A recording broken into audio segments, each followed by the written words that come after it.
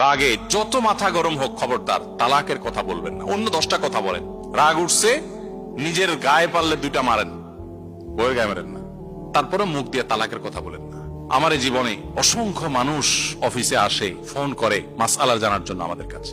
কত মানুষ দেখেছি যে মসজিদে হয়তো জুমার পরে এসে দাঁড়িয়েছেন কিংবা অফিসে এসে দাঁড়িয়েছেন, চোখের পানি ফেলছেন, হুজুর 3টা বাচ্চা আমার, আমি তো পাগল হয়ে যাব, কি করব, চোখের পানি ফেলছেন।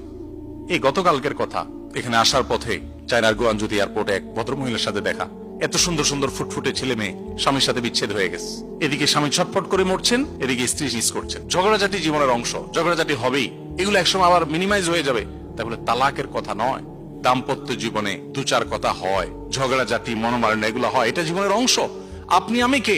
স্বয়ং নবী করিম সাল্লাল্লাহু আলাইহি সাল্লাম স্ত্রীদের সাথে মনোমালিন্য হয়েছে, মসজিদে এসে শুয়ে রয়েছেন, আর যাবেন না। আলী রাদিয়াল্লাহু তাআলা আনহু রাসূল সাল্লাল্লাহু আলাইহি ওয়াসাল্লামের মেয়ের জামাই, ফাতিমা রাদিয়াল্লাহু তাআলা আনহার স্বামী, সেই মানুষটা তিনি মসজিদে এসে শুয়ে আছেন। কেন? অভিমান হয়েছে স্ত্রীর প্রতি।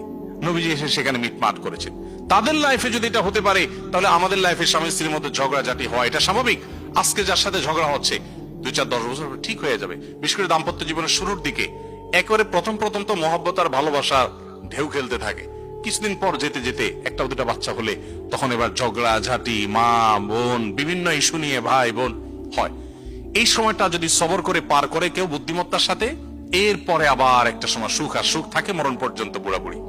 কিন্তু যদি কেউ এই টাইমে ভুল করে ফেলে, মাথা গরম করে, সারা জীবন তার কান্না ছাড়া কিচ্ছু থাকে না। এই জন্য ঠান্ডা মাথায় এই জিনিসগুলোকে দেখতে হবে।